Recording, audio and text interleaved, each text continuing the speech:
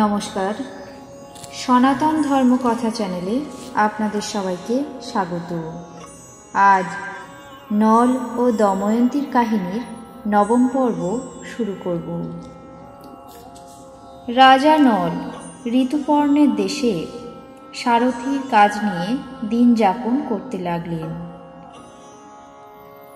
নলের সারথি বাষ্ণেয় যখন ইন্দ্রসেন আর ইন্দ্রসেনাকে নিয়ে বিদর্ভ দেশে দময়ন্তীর পিত্রালয়ে তাদেরকে রেখে আসেন, তার কিছুদিন পর মহারাজ ভীম জানতে পারেন যে রাজা নল এবং দময়ন্তী রাজ্য ছেড়ে বনবাসী হয়েছেন।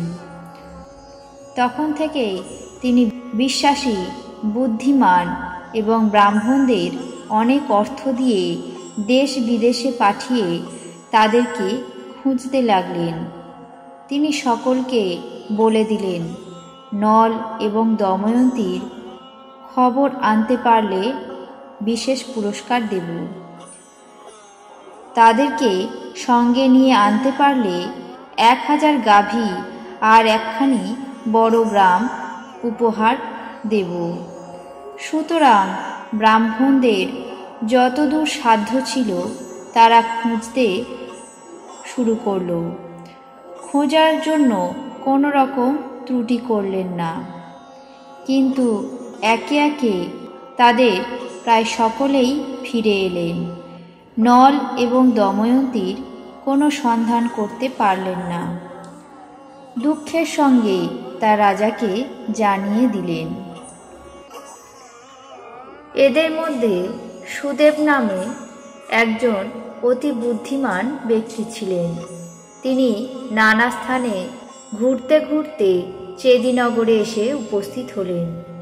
রাজবাড়িতে রাজকন্যা সুনন্দার সঙ্গে একটি কন্যাকে দেখতে পেলেন।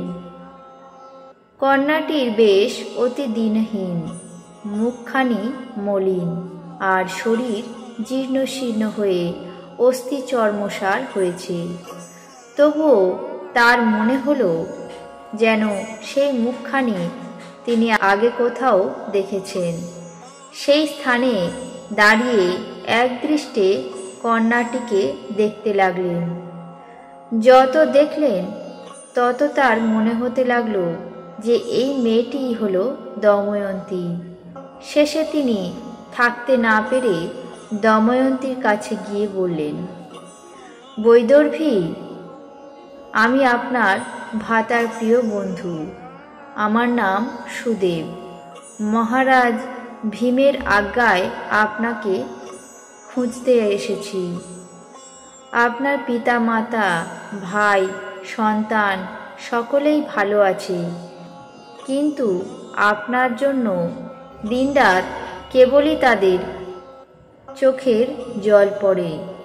সুদেবকে দেখা মাত্র দময়ন্তী তাকে চিনতে পেরে কেঁদে উঠলেন।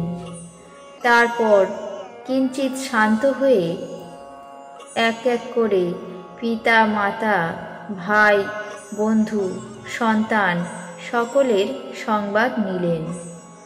এদিকে সুনন্দা যখন দেখলেন যে দময়ন্তী কাঁদছেন, সেও কাঁদতে লাগল। কাঁদতে কাঁদতে তার মায়ের কাছে গিয়ে বললেন, মা, এক ব্রাহ্মণ কোথা থেকে এসে দময়ন্তীকে কী সব সংবাদ দিচ্ছে। সেই শুনে দময়ন্তী কাঁদছে। এ কথায় রাজার মা তখনই সুদেব ব্রাহ্মণকে ডেকে জিজ্ঞাসা করলেন, ঠাকুর, আপনি কি এই কন্যাটির পরিচয় জানেন? ইনি কে? কার কন্যা?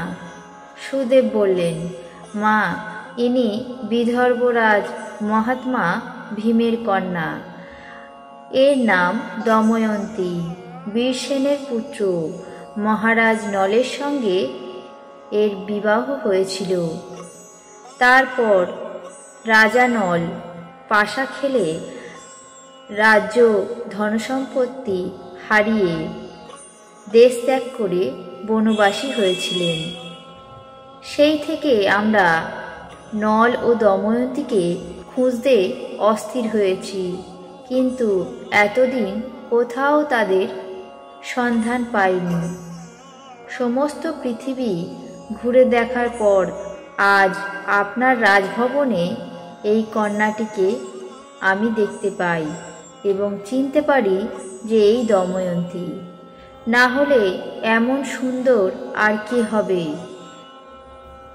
এর দুটি ভ্রুর মাঝখানে একটি পদ্মের মতো জরুল আছে। মুখখানি মলিন হয়ে যাওয়াতে বোধহয় তা আপনাদের চোখে পড়েনি, কিন্তু আমি তা স্পষ্ট দেখতে পাচ্ছি। সুনন্দা অমনি ভেজা গামছা এনে পরম যত্নে দময়ন্তীর কপালখানি ঘষে পরিষ্কার করে দিলেন। তখনই দেখা গেল সত্যি সত্যি ভ্রু দুটির মাঝখানে পদ্মের আকৃতির একটি ছোট্ট সুন্দর জরুল আছে। তাই দেখে রাজমাতা আর সুনন্দা দুজনেই দময়ন্তীর গলা জড়িয়ে ধরে কাঁদতে লাগলেন। কাঁদতে কাঁদতে রাজমাতা বললেন, মাগো, তুই এতদিন আমার বুকের এত কাছে ছিলি, তবুও আমি তোকে চিনতে পারিনি। আমি যে তোর নিজের মাসি, আমার পিতার ঘরে তোকে জন্মাতে দেখেছি। তোর মা আর আমি দশার্ণ দেশের রাজা সুদামের মেয়ে। তোর মায়ের বিয়ে হলো ভীমের সঙ্গে, আর আমাকে বাবা বিয়ে দিলেন অযোধ্যার রাজা বীরবাহুর সঙ্গে।